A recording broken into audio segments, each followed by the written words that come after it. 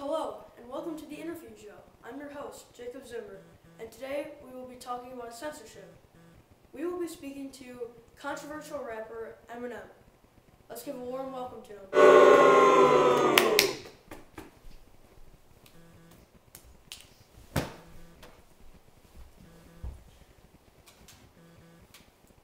Thanks for making time to come out and talk with us. Yeah, man, it's my pleasure.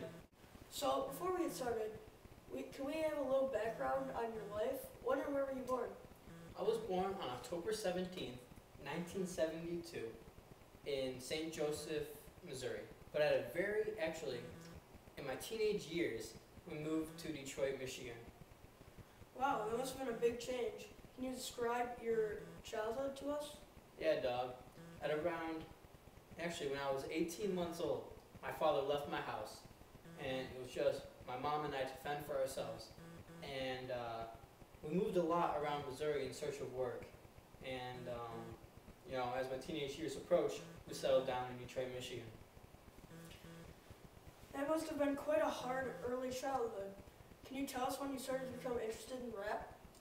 I started to become interested in rapping at around probably age 14, where I joined some rap battles, and after I started getting appreciation from underground rappers, I moved up to this rapping club called the Bassment Productions, and I rapped with them for probably my underground rapping career.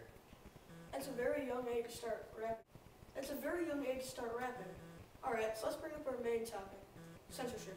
How do you feel about censorship?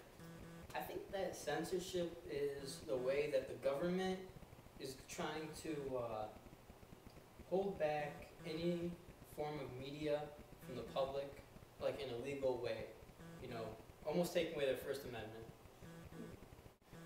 Well, let me ask you this. Do you think the Federal Communications Commission was right in restraining your work? Well, I think that my raps and my songs are mainly aimed for the enjoyment of my fans and to tell them my life story. And I really feel like, they're threatening my First Amendment, and it's kind of stupid, but I kind of see where they're coming from. You bring up a very good point, your First Amendment. Do you think it has been abused or disregarded by the FCC? Yeah, honestly, I believe that I can rap and say whatever I really want on the public media without it being, censored. So this is your main reason why you think music should not be removed from the public. Now, who do you think your main supporters for this music are? Well, I think my main supporters would be, obviously my fans and many of the rap records and productions. Now that the GLAAD does not want your music to be public because you'd face the public's view of gays and lesbians, thus being the only reason the GLAAD is still an organization today. What do you think of this?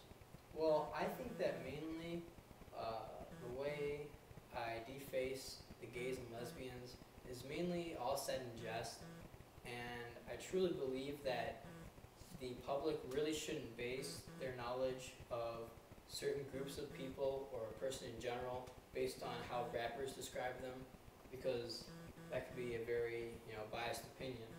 So yeah. Wow, that was definitely a great point about how the GLAAD should take your music. This interview has been very eye-opening, and we greatly thank you for coming out to the network. Thank you. Thanks for having me. It's great coming out and telling my side of the story instead of taking all this, public heat from the FCC and GLAAD. Well, looks like we're out of time. This has been Jacob Zimmer with the interview show. Thank you for watching.